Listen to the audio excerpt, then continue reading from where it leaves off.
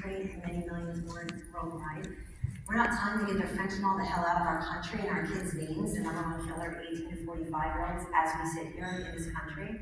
We're not worried about the persecution of religious minority Uyghurs. We're not worried about forced technology transfer. So we asked that question. We did some polling, not on this bill, but on an outright ban prior to that. And where do you, as Americans, where do you stand on whether or not to ban TikTok has an awful lot to do with where you sit on the spectrum of users. If you're a TikTok user, you don't want that to happen. Obviously, if you don't use it, you say, who cares? Not realizing there's a slippery slope. But we asked the question very clearly, which of the following is the best way for the US government to hold China to account? And we gave 11 different rotated possibilities and allowed you to choose your top 2. And on that list of 11, it was published in the Washington Post yesterday, anybody can see it. It's open for you to see. The banning TikTok was dead last because it's being beaten by the things I just mentioned, like forced technology transfers, like the COVID virus, fentanyl clearly, the religious minority leaders, etc. So I'm all for holding them to account. We need to do that. The other thing is, Shou Chew, the CEO of TikTok, first testified under oath. I testified in Congress. If people ask me the questions, are never under oath. People answer them. As a reminder. And he testified a year ago, March 23rd, 2023. And I think that was the best day that would have been the most propitious day for the House and Senate in a bipartisan fashion to ban TikTok. And every day since then, they lost a little bit of the argument. Because let me tell you something, I got 4 teenagers at home, 3 that are female. If you're telling me that TikTok is truly burning their brains and their bodies, then what took you a year?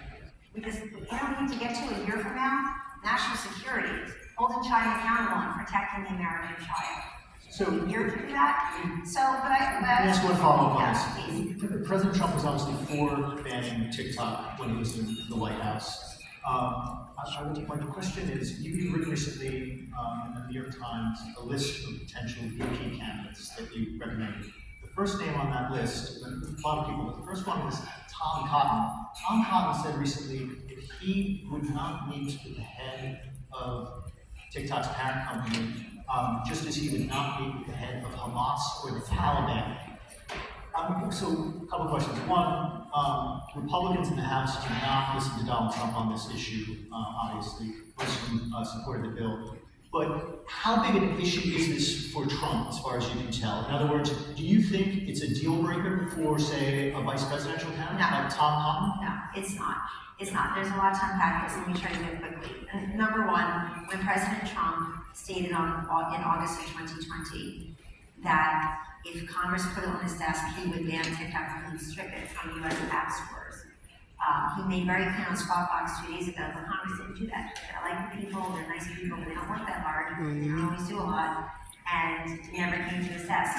Since then, he has seen how many users there are. He holds China to account in different ways, like saying to Xi Jinping at the G20 in Buenos Aires, Argentina, on December 1st, 2018, you need to schedule fentanyl. You need to get it out until they schedule fentanyl. Why the others He's got a 10% tariff on China that he'd like to do. He looks at taking them on a larger package. He's very clear on how he would take on China. But on this he was very clear previously on this, that he would take them on this, and then he reversed himself. Right, but he hasn't reversed himself. Well, he definitely reversed himself. At the time, they were looking for U.S. owners. At the time, I was part of those discussions. We had, I can name the 2 big companies. I was probably written about at the time. There were 2 big Microsoft was one of them, trying to buy it. And so, again, But how is that not a reversal? How is it a reversal for him to say U.S. ownership? I think it's also a matter of priority. I think it's also a matter of priority. People should ask, how did this just appear so quickly to be the biggest priority? And they did not listen in. He didn't tell them to vote against the ban. I don't know a single member of Congress that Donald Trump called and said, please vote against this ban. I don't think that's true. But I think we ought to have the facts that he essentially focused on Zuckerberg and creating a major tech barrier. Here are some key things.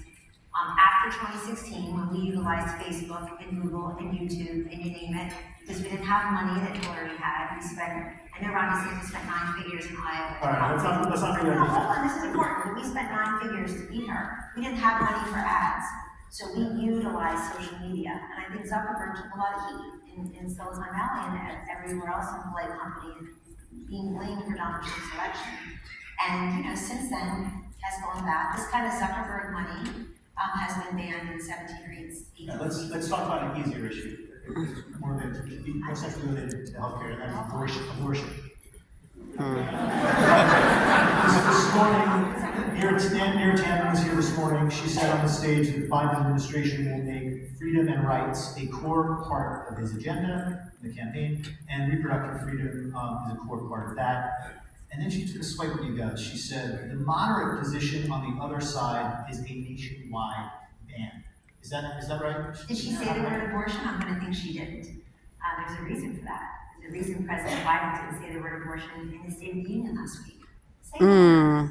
Just say the word. Is it an ugly word? Do you not want to own it? Say the word. Because here's what I think. I'm very realistic on this. I think that we should show compassion. We should reflect consensus. And then I think that also requires concession. So I'm 1,000% pro-life. I understand why people, including close family members of mine, are pro-choice, and I respect them and love them. I don't think that we should have 4 states in this country, very populous states, that have abortion well after the 30th, 34th week. Babies are being born in those states, in those same states, at 23 weeks, 24 weeks, 25 weeks. And that's an example I like to give because we couldn't have this conversation 10, 15, 30 years ago, where these babies are being born prematurely, surviving and thriving. So I would challenge people like Neera and others on that side who can't even say the word abortion. I would challenge them to explain why you can't come to a point where babies are being born. I would ask Vice President Harris. I can name 3 babies in her state of California that were born long before she thinks abortion should still be legal. Can we get to the point where those 3 individuals, the only ones I know about, there are probably many more, are citizens of California like she is, are part of the census of California like she is? Can we just stop being science deniers? The baby is waving back at you and sucking its thumb, and that's the male organ. Stop pretending you don't know what you see on a sonogram. So I disagree that there's a nationwide ban. There could be a federal minimum standard of 15 weeks. 15 weeks is second trimester. The woman knows she's pregnant. The baby can feel pain according to nonpartisan doctors and scientists. And it's a good way to just have the conversation in the post-op world. I'll tell you what. Do you think Trump should come out for a 15-week ban? Well, it's a national minimum standard, and it's not a ban. And he has said, I think he told Sean Hannity a couple weeks ago north of the border, he was looking at that. He's also said 16 weeks or 4 months.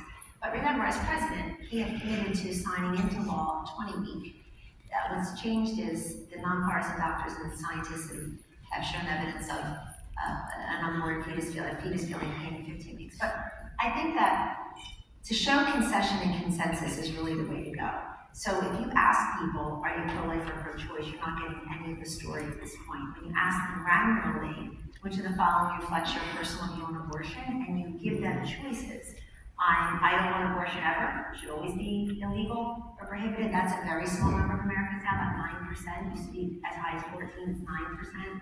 Then you overlay that, I'm for abortion in cases of rape or incest conceptions, I'm for abortion in cases to save the life of the mother, sometimes birth defects, not past the first trimester or first 3 months. Now this is important because 74% of the country, I know, but you're asking big questions and you want me to give you a soundbite. I'm not going to do that. You're supposed to. I can do that, but that disrespects a very complicated issue. You know? Just one question, so I want to get to IVF. How would you advise TikTok, abortion IVF. a Republican candidate who genuinely believes that an embryo is a human life, and how would you advise them to talk about this issue of IVF? You have some pro-life activists, including in Alabama recently, who are very upset with the Republican legislature and governor for this legislation that protects IVF.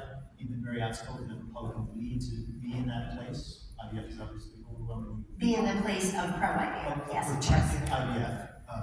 Well, how do you advise a Republican candidate who genuinely says, you know what, Kellyanne? I believe the embryo is a human life. I know a few people like that. I don't know many. I know you always want them to be the rule, not the exception. But what happened in Alabama is a great example. I think what happened in Alabama, and well, let's talk about the legislators and the governor of Alabama and what they did. You don't know anyone who believes that life starts at conception? No, I know many people who believe that. You're talking about These embryos. embryos are human life? Right, I don't know if you want to argue the question, but That's here's a the very common answer. position. Here's what actually happened. Here's what actually happened. There was a case for the Supreme Court in Alabama. They came in, it was a wrongful death action. Two couples wanted to sue for wrongful death because 3 embryos were accidentally and tragically destroyed. The only way you can sue for wrongful death is if death occurred. The only way death occurs is if a life is taken. The Supreme Court ruled, and there's probably a lot of people in this room who are hearing that for the first time, because God forbid the media would actually cover the facts of the case. But they ruled, and what happened next is important. Because what happened next is, President Trump came out the next day, within the next 24 or 48 hours.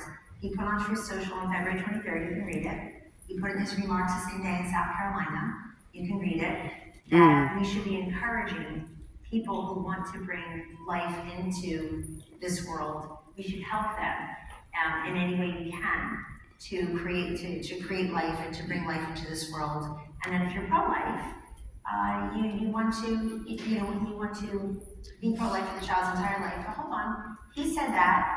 The NRSC put out a memo quoting our polling, and I think that apart from our polling in there that showed 86% of women, 85% of all Americans support increasing access to in vitro fertilization and other fertility-related treatments. That's really changed in opinion over time, and that included the vast majority of evangelical Christians, of pro-life respondents, of Republicans, of conservatives. So talk about something that has tripartisan consensus, not even bipartisan. And then the governor, Kay Ivey of Alabama, is pro-life. She came out, the legislature came out, and they're protecting your ability to have IVF and other fertility-related treatments in Alabama. I thought that was other a great places deal. go the other way, like in Iowa, the state house just passed something that could criminalize IVF potentially. I haven't read that, so I can't comment on But that. as a strategist, as someone who wants Republicans to win, how do you advise that Republican candidate who believes life begins at conception, who believes that these embryos are human life, and destroying them is murder? What do you say, how do you tell them to talk about this issue? So they should say, I am pro-life, and here's what that means. They should just say, life, liberty, and pursuit of happiness are our first rights. The first one is life, here's life. And then I tell them, I wrote this actually this morning. Then you say, I have close people to me, family members and friends who are pro-choice. And I love them and I respect their opinion.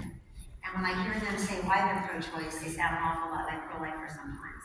They'll say, I'm pro-choice because I believe that abortion should be available for people who have been raped or incested, or in cases to save the life of the mother. And maybe I'll even throw in there not past the first trimester. Hold on, early on. And then you have people who say, I'm pro-life, and say the exact same thing. I'm pro-life, except here are my exceptions. Here's what I would tell the pro-lifers to say. Say to somebody very politely, very calmly, and very respectfully in your life who disagrees with you on this issue. Say to them, you know what, we're always saying you're pro-life, what are your exceptions? What are your exceptions?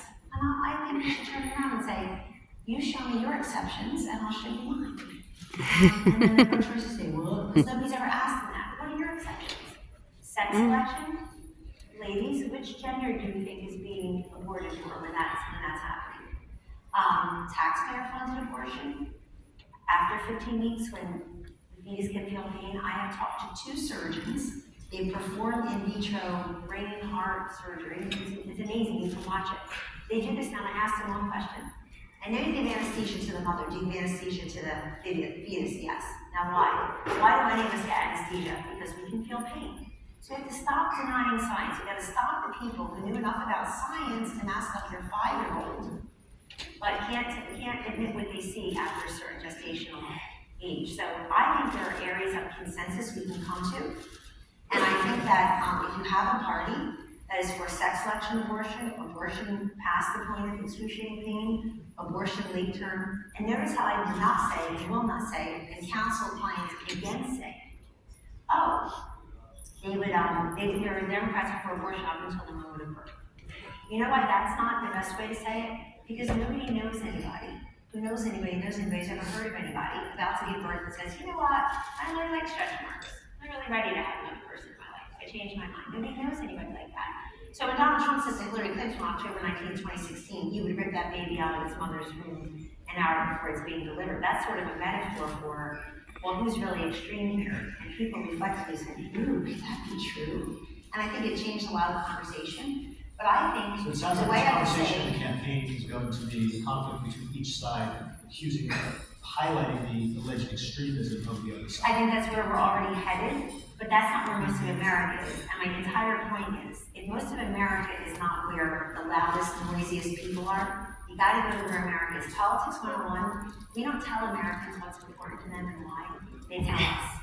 And that needs to be reflected back to them. And I have one more thing to say. There have been 6 Republican presidents since 1973, since Roe versus Wade was passed in was the opinion of the United States Supreme Court. Nixon, Ford, Reagan, Bush, Trump. They all had the same position on abortion. I'm pro-life with the 3 exceptions. Now, you can call that Well, the difference is, coincidence or you can call it but causation. the difference in this campaign, of course, is dogs.